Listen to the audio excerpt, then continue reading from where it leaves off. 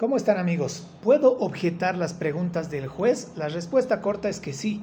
El juez es el director del debate y el artículo 346 y 351 del Código de Procedimiento Penal lo habilitan a realizar las preguntas al imputado y a los testigos, pero siempre desde un punto de imparcialidad. El artículo 352 del Código de Procedimiento Penal señala que las partes pueden objetar la formulación de preguntas capciosas, sugestivas e impertinentes.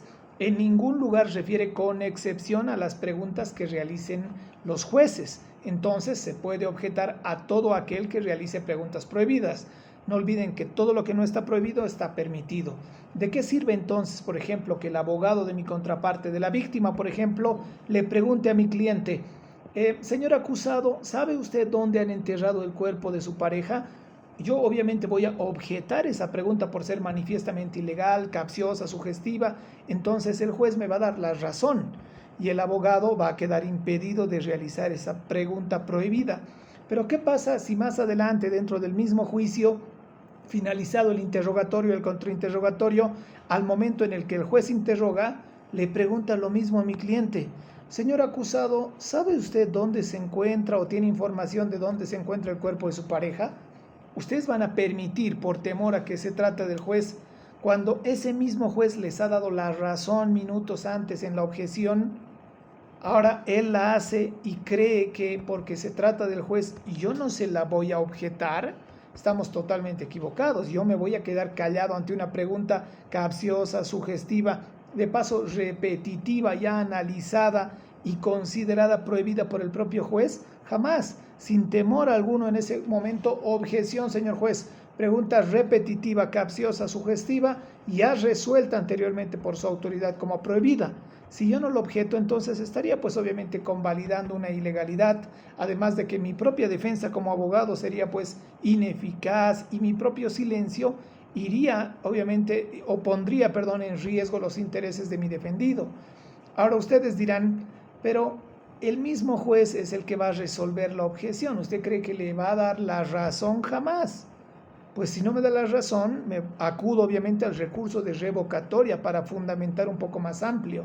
Y si no le da la gana al juez de darme la razón, entonces tengo que usar el audio y el video de esa audiencia para denunciar al juez y también usar esos argumentos en mi apelación restringida. Se debe dejar constancia en este caso de manera digital, en audio y en video, sobre este tipo de irregularidades en la conducta de los jueces, porque obviamente se está violando el principio de igualdad, en este caso el derecho también de igualdad de partes, el derecho a la defensa, el debido proceso, a la imparcialidad. Pero ¿por qué? Porque el juez, en primer lugar, no puede interrogar en favor de una teoría del caso o de la hipótesis de una de las partes que están en debate, sino que el juez solamente puede realizar preguntas precisas o de aclaración, pero siempre desde un punto de imparcialidad. Hay jueces lamentablemente que creen que si tú le objetas le estás faltando de alguna manera el respeto a su investidura como autoridad, que le estás faltando el respeto a su condición como juez, olvidando que él solamente es un moderador neutral e imparcial, y simplemente el hecho de recordarle cuál es su labor en el juicio no es una muestra de falta de respeto. Solo lo estás haciendo obviamente en el uso debido, eficaz, que te faculta la institución de las objeciones como herramienta de control. El juez no tiene un poder absoluto, ni ilimitado, ni nada similar.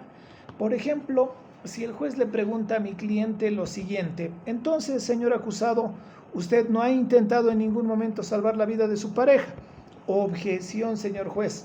Si te dice, usted, abogado, no puede objetar las preguntas del juez, yo soy el juez, usted le dice, con todo respeto, señor juez, ¿me puede mostrar dónde ampara o cuál es el fundamento legal que me impide a mí a objetar a un tercero imparcial como es el juez? No va a tener un fundamento.